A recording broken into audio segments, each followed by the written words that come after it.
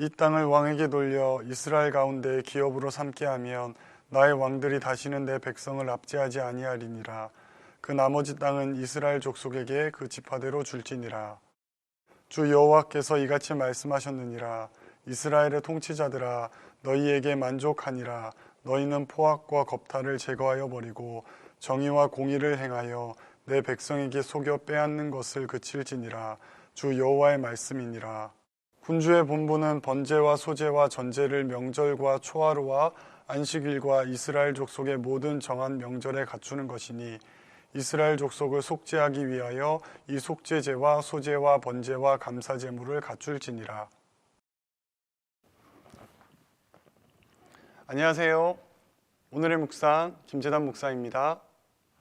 오늘 본문은 회복될 이스라엘의 왕의 역할과 또 권한에 대한 메시지를 담고 있습니다.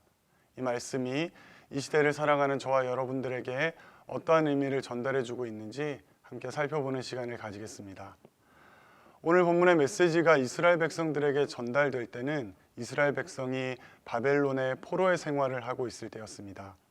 당대 최강대국이었던 바벨론의 포로 생활을 한 이스라엘 백성들이었기에 강대국의 왕의 권한과 또 역할이 무엇인지를 너무나도 잘 알고 있었습니다. 그런데 왜 그들에게 왕의 역할과 권한을 하나님께서는 에스겔을 통해 전하고 계시는 것일까요? 다르기 때문입니다.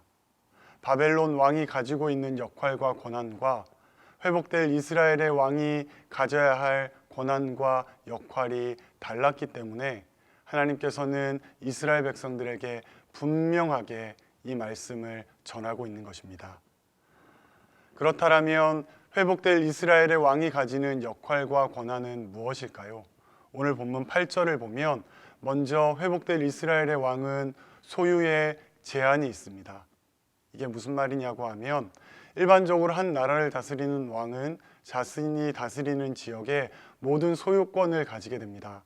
땅과 재물과 또 곡식과 가축과 사람에 이르기까지 자신이 다스리는 지역에 있는 모든 것의 주인이 된다는 의미입니다. 그런데 회복될 이스라엘의 왕은 모든 것을 소유하는 것이 아니라 하나님께서 정하신 것만 그의 소유가 되는 삶을 살아야만 했습니다.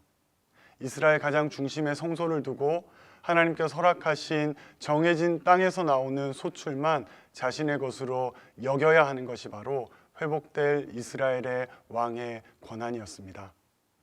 두 번째로는 9절의 말씀처럼 이스라엘을 다스리는 통치의 규칙과 또 정해진 기준이 있다는 것입니다. 한 나라를 다스리는 왕은 자신의 뜻과 생각에 따라 자신이 다스리는 나라를 이끌어가는 것이 일반적인 모습입니다. 합당하지 못하다 할지라도 왕의 결정이고 왕의 생각이라면 따라야 하는 것이 백성들의 삶이기도 합니다. 그런데 오늘 본문을 보면 다른 이야기를 하고 있습니다.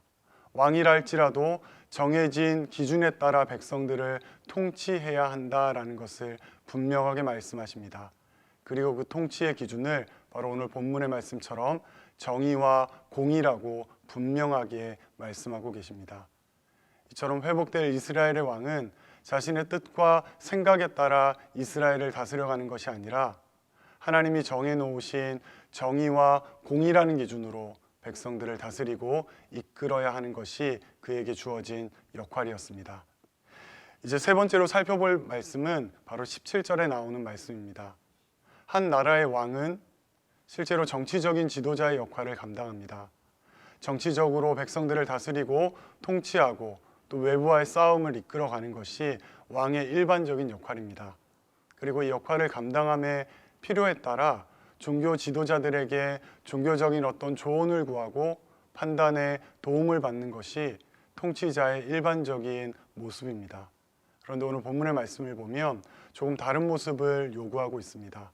무엇이냐 그러면 정치 지도자인 왕이 백성들에게 예물을 거둬들여 하나님께 드려지는 예배가 온전하고 또 부족함 없이 진행되어지는 것을 도와야 한다는 것입니다. 정치적인 역할이 그에게 가장 우선순위가 되는 것이 아니라 종교적으로 하나님께 예배하는 것이 왕의 가장 최우선적인 역할이 되어야 함을 분명하게 이야기하고 있는 것입니다. 이처럼 회복될 이스라엘의 왕은 일반적인 왕이 가지는 권한과 역할과는 다른 새로운 권한과 역할을 가져야만 했습니다. 왜일까요? 이스라엘의 주인이 하나님이시기 때문입니다. 그리고 실제로 이스라엘의 주인이 하나님이심을 망각하였을 때 그들은 나라가 갈라졌고 또 갈라진 나라가 결국에 강대국들에 의해 몰락하게 됨을 경험하였기 때문입니다.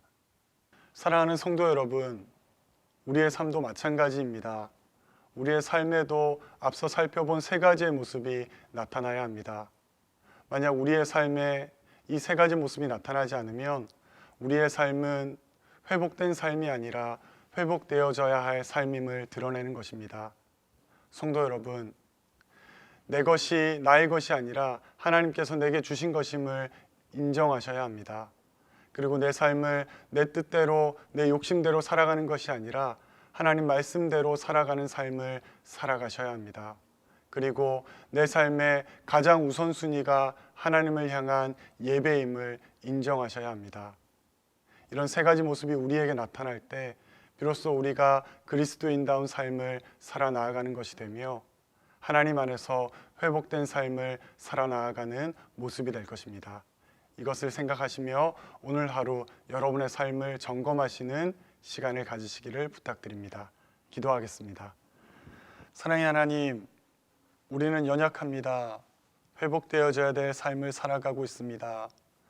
우리의 삶에 내 소유를 주장하는 인생이 아니라 내 모든 소유가 하나님의 것임을 인정하는 삶을 살게 하시고 내 뜻이 아니라 하나님의 말씀대로 살아가는 삶을 살게 하시고 내 삶의 이유가 하나님을 향한 예배에 있음을 잊지 않는 삶을 살아가게 하여 주시옵소서.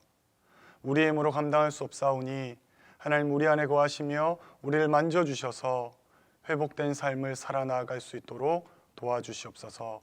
코로나19로 어려움의 시간을 보내고 있습니다. 이 시간 속에 하나님께서 우리에게 원하시는 것이 무엇인지를 점검하게 하시고 또 이 시간 하나님 안에서의 회복을 누려가는 시간이 되게 하여 주시옵소서. 함께 하심을 감사드리며 예수님의 이름으로 기도드립니다. 아멘.